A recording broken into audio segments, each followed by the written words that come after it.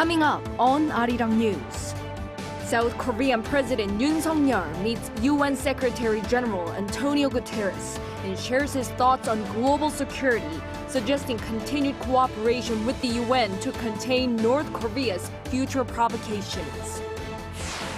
The Asian Development Bank maintains its growth forecast for South Korea this year at 1.3%, slightly lower than that of the OECD. This while slightly upping its forecast for the global economy on the back of stronger than expected recoveries in countries such as the US and Japan.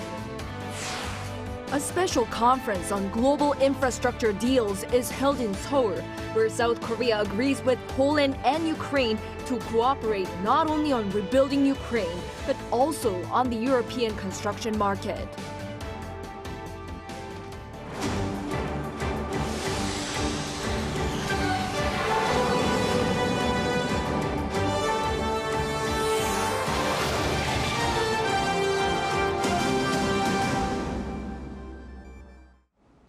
Good evening. It's 9 p.m. here in Seoul.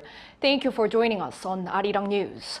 Over in New York, South Korean President Yoon has a meeting with UN Secretary General Antonio Guterres, during which they agreed to closely cooperate in containing North Korea's provocations. President Yoon's UN keynote speech in the coming hours will also likely focus on the illegality of potential military cooperation between Pyongyang and Moscow, as well as reducing global disparity. In the meantime, President Yoon has been awarded for his efforts in renewing ties with Tokyo. Our Oh Soo-young follows this report as she travels with the president. President Yoon has been awarded for his leadership in mending relations with Japan and boosting trilateral cooperation with the United States. The John F. Kennedy Foundation on Tuesday named the South Korean leader and Japanese Prime Minister Fumio Kishida as special recipients of the International Profile in Courage Award for working to improve bilateral ties despite domestic opposition arising from historical issues. In particular, the foundation said President Yoon began working towards rapprochement with Japan shortly after his election in March last year, noting that the two leaders have since built a strong personal relationship, as well as engaging in an exchange of visits between Seoul and Tokyo not seen in 12 years.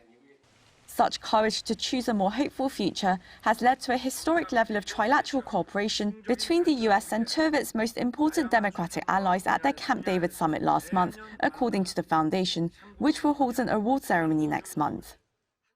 President Yoon, writing on social media, said he was honored to receive the award and said trilateral ties will contribute to promoting freedom, peace and prosperity in the Indo-Pacific and beyond. Previous recipients of the Courage Award include Ukrainian President Volodymyr Zelensky last year, Presidents Barack Obama and George W. Bush, and former UN Secretary General Kofi Annan.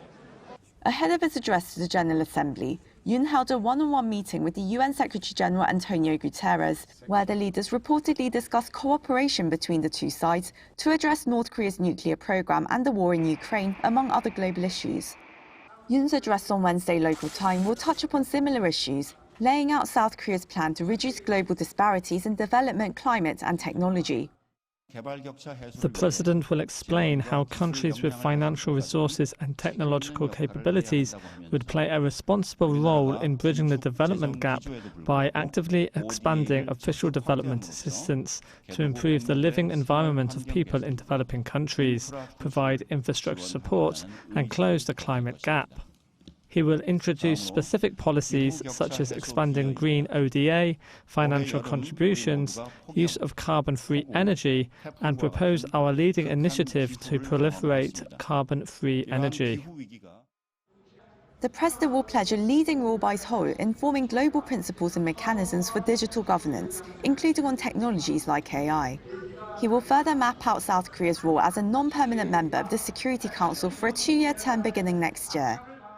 The top office says President Yoon will continue his push for greater cooperation on common challenges facing the world, in line with the UN General Assembly's theme this year, Restoring Global Trust and Solidarity. Oh Soo-young, Arirang News, New York. And President Yoon actively seeks to promote partnerships with his counterparts on several fronts ahead of the United Nations gathering. One of those is asking for support for Korea's Busan so that it can host the World Expo in 2030. For more, here's our correspondent, Kim Do-yeon. The top office says President Yoon Suk-yeol, in the first 2 days of his visit to New York, met with 17 leaders through sideline summits, and there are still 20 more meetings to come. A repeated request from President Yoon for all the leaders he's met so far is for their support for Busan's bid to host World Expo 2030 during the Bureau International des Expositions in November. President Yoon has been actively explaining that the Busan World Expo will be a versatile platform that provides the most competitive means of communication, promotion, and exchange. The top office also emphasizes that the meetings are not just to promote Busan's bid. And as President Yoon Suk-yeol sits down with the leaders, he's also looking for opportunities to boost economic exchanges. The top office says for President Yoon, diplomacy equals economy. It says the bilateral sit-downs here in New York will lead to a bigger playing field for South Koreans to expand their businesses around the world.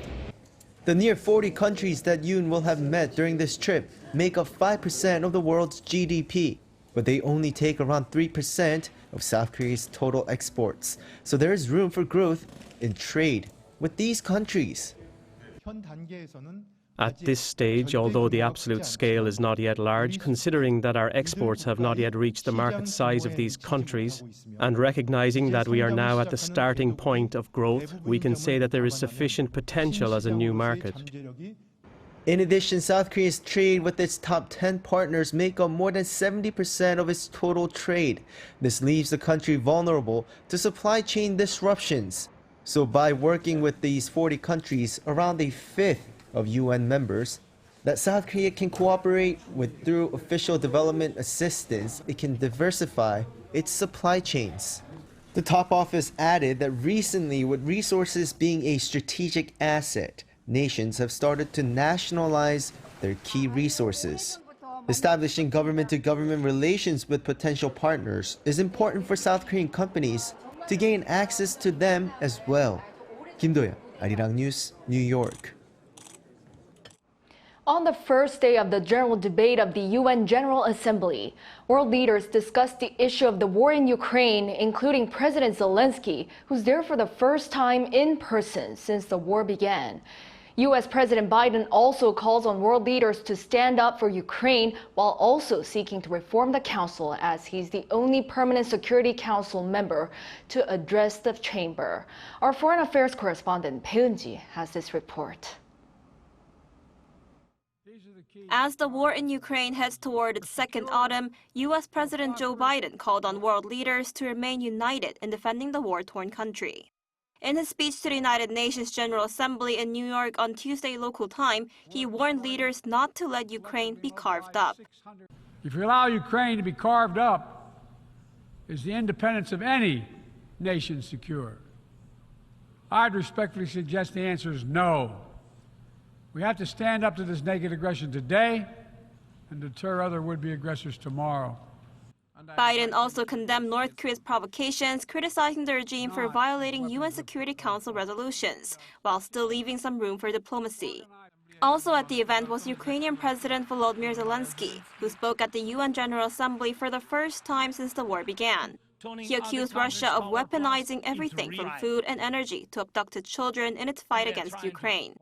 He also drew attention to the tens of thousands of children who have reportedly been kidnapped by Russia. But time goes by. What will happen with them? What will happen to them? Those children in Russia are taught to hate Ukraine, and all ties with their families are broken. And this is clearly a genocide. Another issue discussed was over the United Nations' effectiveness, with Russia remaining a member of the UN Security Council. Speaking before world leaders, the UN chief warned that the world is inching ever closer to a great fracture and called for sweeping changes, including a reform of the Security Council. Geopolitical tensions are rising, global challenges are mounting, and we seem incapable of coming together to respond. His remarks come as only one leader from the permanent 5 members of the UN Security Council, the U.S. president, chose to attend this year's UN General Assembly. The Financial Times assessed that although the absences of the presidents of China and Russia were expected, the fact that the leaders of the UK and France missed this year's event suggests that the Security Council is no longer the premier place to address geopolitical issues. 배은지, Arirang News. Russian President Vladimir Putin plans for a trip to Beijing next month for talks with his Chinese counterpart Xi Jinping. This comes on the heels of his talks with North Korean leader Kim Jong-un just last week. Yoon has more. Following recent talks between North Korea's Kim Jong-un and Russia's Vladimir Putin, the Russian president is now set to meet with his Chinese counterpart Xi Jinping at the Third Belt and Road Forum in Beijing in October, as confirmed by the Secretary of Russia's Security Council Nikolai Patrushev on Tuesday. The two leaders are set to hold substantive talks for closer policy coordination to reshape a global governance system they say is unfairly dominated by the West. In the context of the campaign launched by the collective West to double contain Russia and China, the further deepening of Russian-Chinese coordination and interaction in the international arena is of particular importance. Even with the outbreak of the war in Ukraine, China has refrained from condemning Russia or calling the Kremlin's moves against its neighbor an invasion. China and Russia are currently working together on the formation of what Chinese Foreign Minister Wang Yi referred to as a multipolar world. Wang is currently in Moscow for security and foreign policy talks with Russian officials, and during a strategic security consultation, he said that both countries are committed to their own independent foreign policies.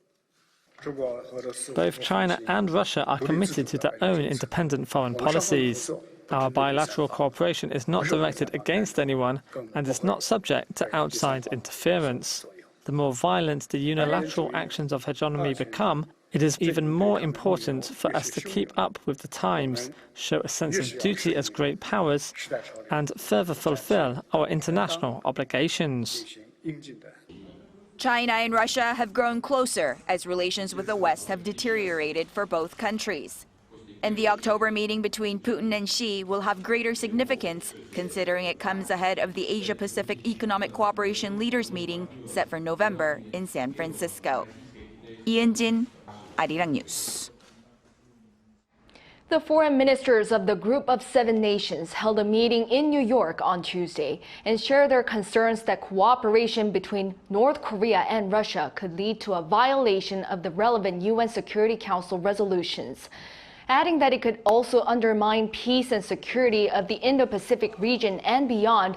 They called on UNSC members to follow through on their commitments. Russia is a permanent member of the UNSC. The G7 also denounced North Korea's continued expansion of its nuclear and ballistic missile programs and demanded that the regime abandons weapons of mass destruction in a complete, verifiable, and irreversible manner. The next meeting of foreign ministers will take place in Tokyo in November.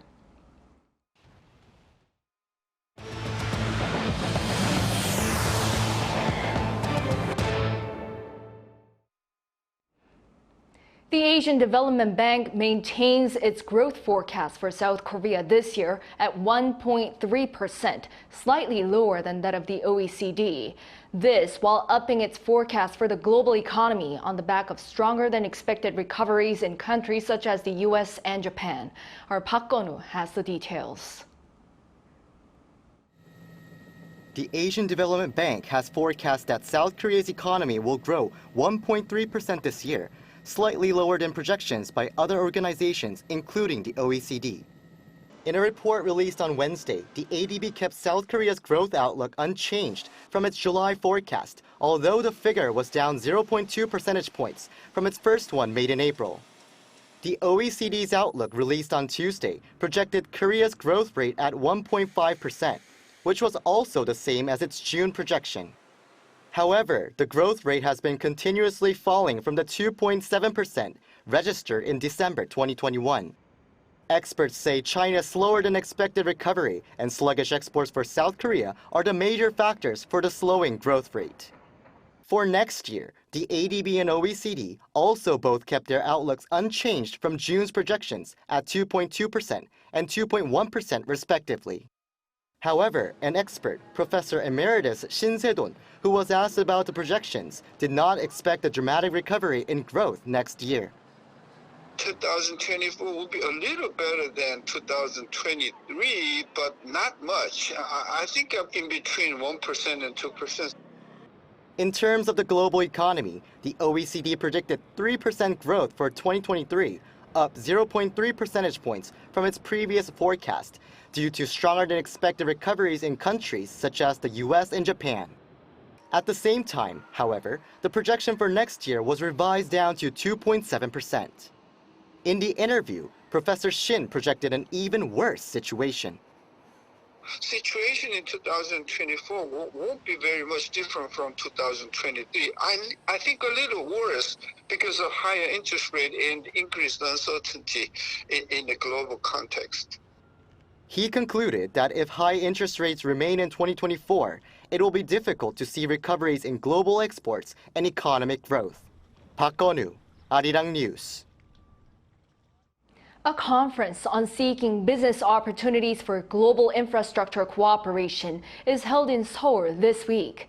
There, South Korea agrees with Poland and Ukraine to work together not only on rebuilding Ukraine, but also on the European construction market.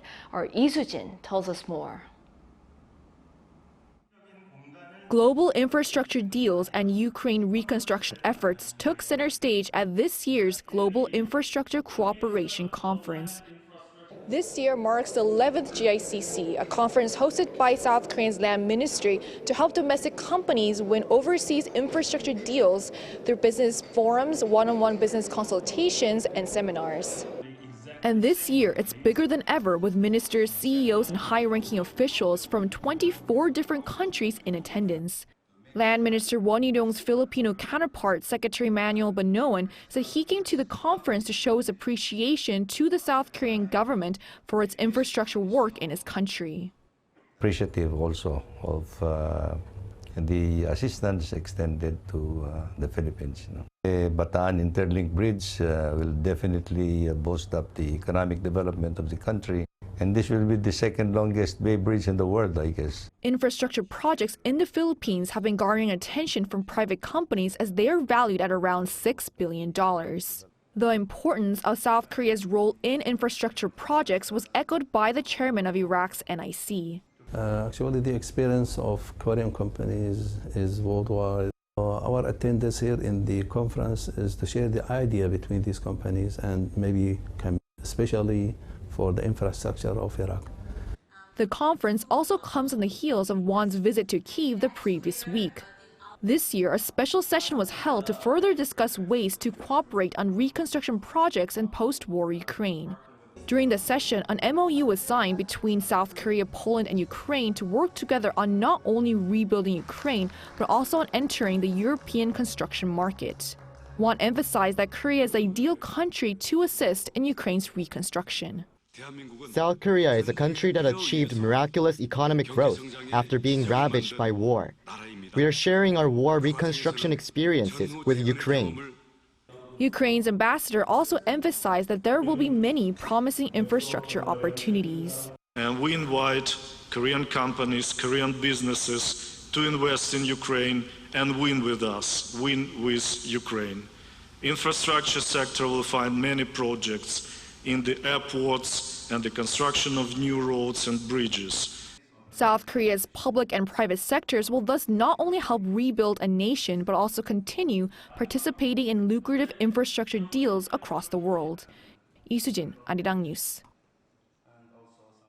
U.S.-based energy firm Westinghouse says it will appeal the recent U.S. court decision that dismissed its lawsuit against two South Korean utility companies, possibly signaling a prolonged legal battle. The American firm had claimed intellectual property infringement for nuclear reactors. Our An Sung-jin takes a look at what could be a legal focus. The American nuclear power firm Westinghouse Electric Co says it will appeal a court's decision to dismiss its lawsuit filed against two South Korean state-run companies, Korea Hydro and Nuclear Power, and Korea Electric Power Corporation, for intellectual property infringement. The issue dates back to last October when Westinghouse first filed a lawsuit, arguing that the two South Korean state-run companies are using one of their own licensed products, the APR 1400 nuclear reactor. It argued that under Part 10 of the U.S. Code of Federal Regulations, the South Korean firms would be required to have a U.S. government license. The KHNP argues that assistance from Westinghouse was only in the early stages of development, as the reactors were independently developed, and this separates them from U.S. export controls. The lawsuit was dismissed on Monday by the U.S. District Court of Columbia, citing a lack of standing on Westinghouse's part, as it has no legal grounding for action, though the question of intellectual property infringement still remains unclear. This decision would have hindered South Korea from exporting nuclear power plants to the Czech Republic and Poland. That means when we go to a legal battle regarding the intellectual property, I think the license agreement made in 1997 will make a big role regarding the backup our capability to export our nuclear power plant to another country. The expert suggests that the 10-year technology license agreement that was signed in 1987 with U.S. firm Combustion Engineering, which agreed to a full technology transfer to KEPCO, will play a role as it was extended for 10 more years in 1997. Certain marketing restrictions under the Westinghouse licensing arrangement have no expiration, blurring the lines of the license.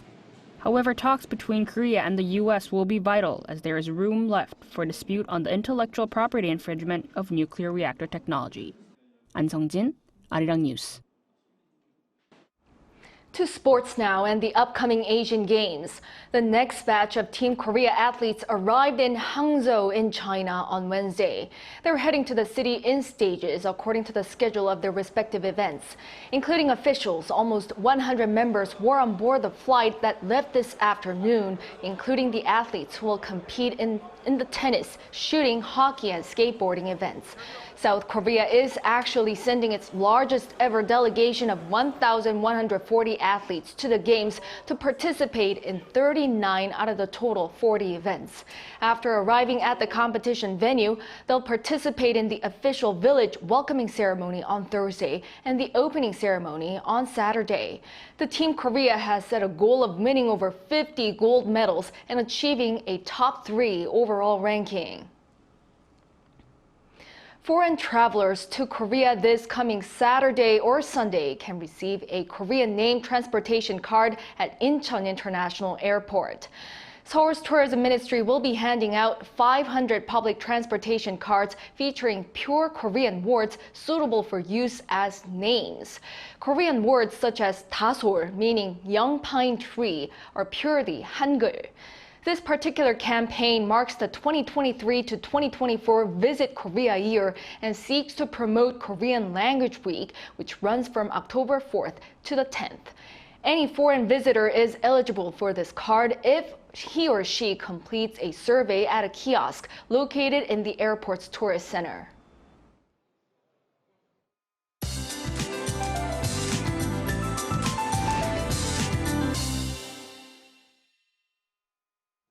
Autumnal showers will keep soaking the nation until tomorrow. With the rain, overall conditions will get a touch breezier. The south coast will see torrential downpours of up to 150 millimeters. Chungcheongdo province and southern regions, including Jeollado and Gyeongsangdo provinces, will see up to 120. The capital region will see relatively less, with only about 10 to 60 millimeters. And depending on the movement of the rain clouds, some inland regions may see heavy downpours. At times, torrential downpours of 30 to 50 millimeters per hour may batter some regions. And for the south coast and Jeju Island, violent winds will follow at times. Make sure to secure any items that could get blown away. And rainy spells will be dominating for the morning hours, so we'll be starting off at 18 degrees Celsius. Showers will be ongoing for the south until the daytime. As for the daily highs, Seoul and Gwangju will peak at 25, Daejeon 24, Busan will reach 26 degrees. For this weekend, partly cloudy skies are expected for Seoul with readings near the seasonal average. That's all for now, and here are the weather conditions around the world.